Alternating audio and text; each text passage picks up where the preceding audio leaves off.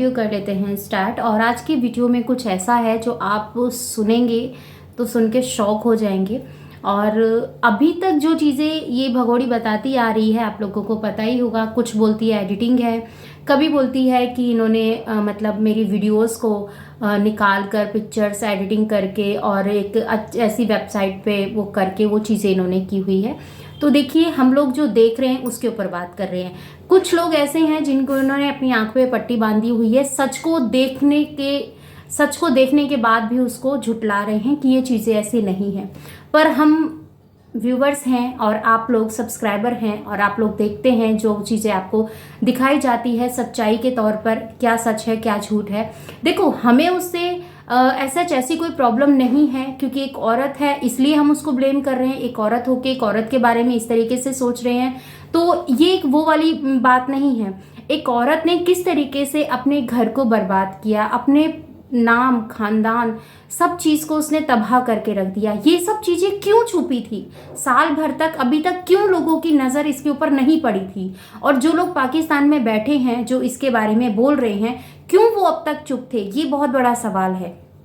अब वो लोग सामने आ रहे हैं और सामने आने के बाद इतनी बड़ी बड़ी बातें बोल रहे हैं, इतना मतलब ऐसी ऐसी बातें जिन्हें हम सुने तो हम सुन के भी शौक हो जाएं, जो कि उनके ऐसे ऐसे दावे हैं।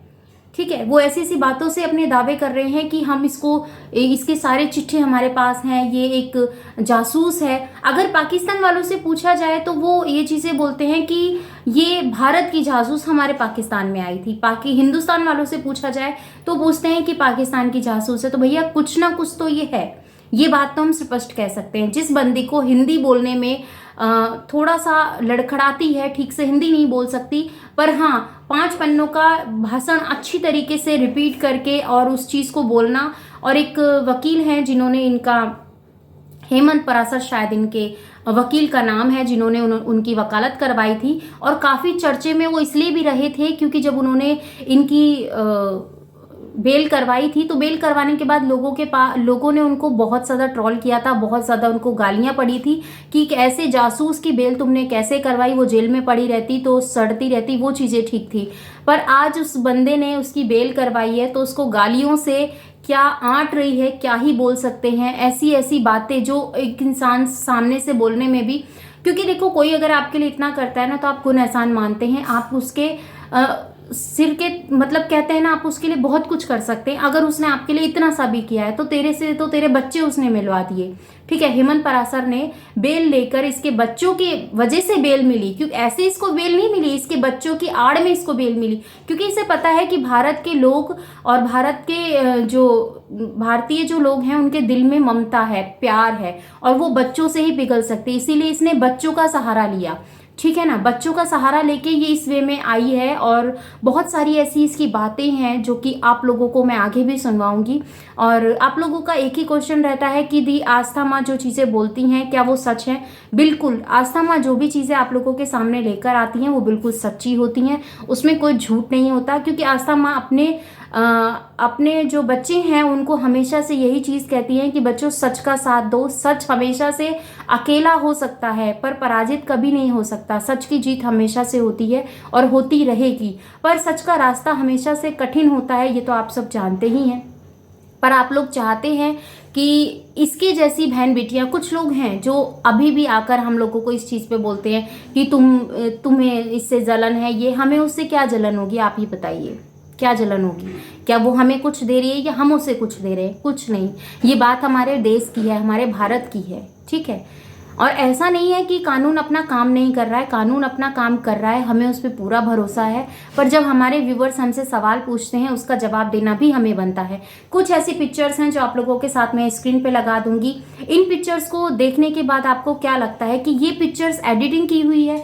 चलो मान लिया, इधर से इधर हम भिड़ा सकते हैं पर हाथ तो नहीं रख सकते हैं ना। कुछ इस तरीके से हम एडिटिंग नहीं कर सकते हैं जिस तरीके से ये बता रही है। और इसकी खुद की ऐसी वीडियोस फोटोज हैं जो मैं शायद आपको थंबनेल पे भी लगा के दे दूंगी, तो उससे शायद आपको इजी होगा इस चीज़ को समझने में। और अगर यहाँ तक आप अगर पहुँचे हैं तो आप भी ये चीज़ें जानना चाहते हैं कि और कितने चेहरे हैं इसके इस चेहरे के पीछे, और कितने चेहरे हैं जिसे ये हम लोगों को पागल बना रही है और हमारी प्यार, हमारी विश्वास के साथ खेल रही है। ठीक है, बहुत सारे लोगों को भूख होती है कि हमें ये चीज़ें चाहिए, हमें वो चीज़ें चाहिए। इसको सब कुछ मिल रहा था भारत में, मिल रहा है भारत में।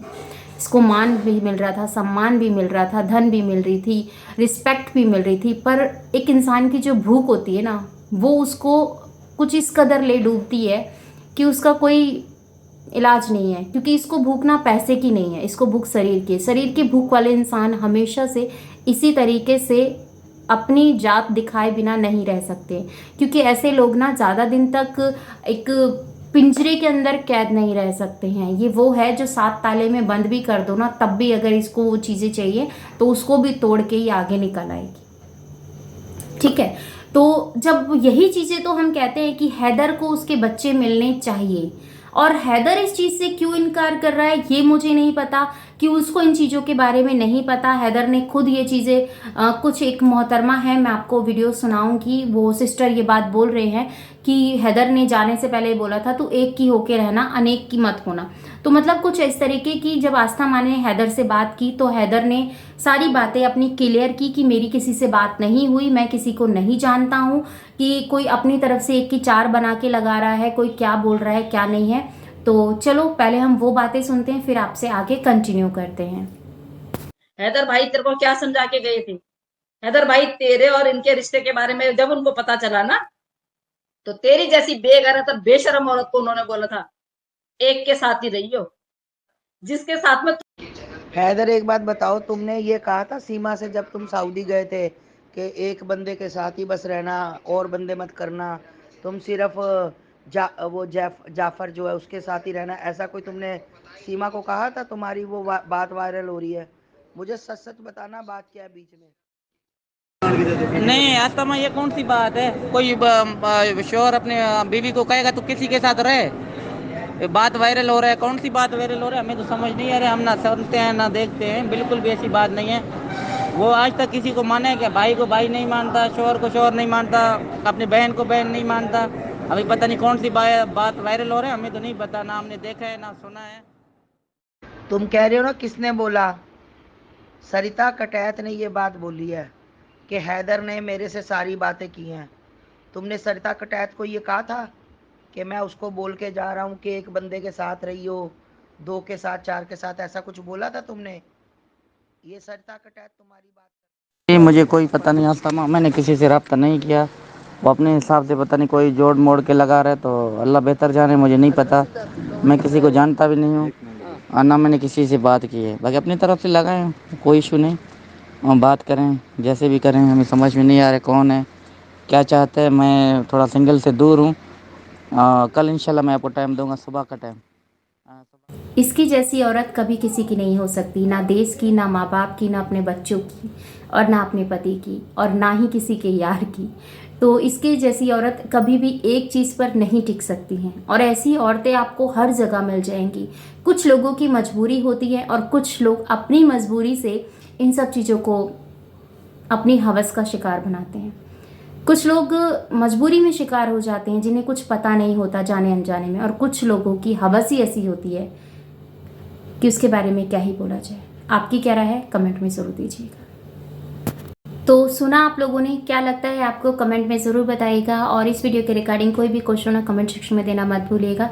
चैनल पर नए तो सब्सक्राइब कर लीजिएगा। मिलती हूँ नेक्स्ट वीडियो में, अपना और अपनों का ख्याल रखिएगा।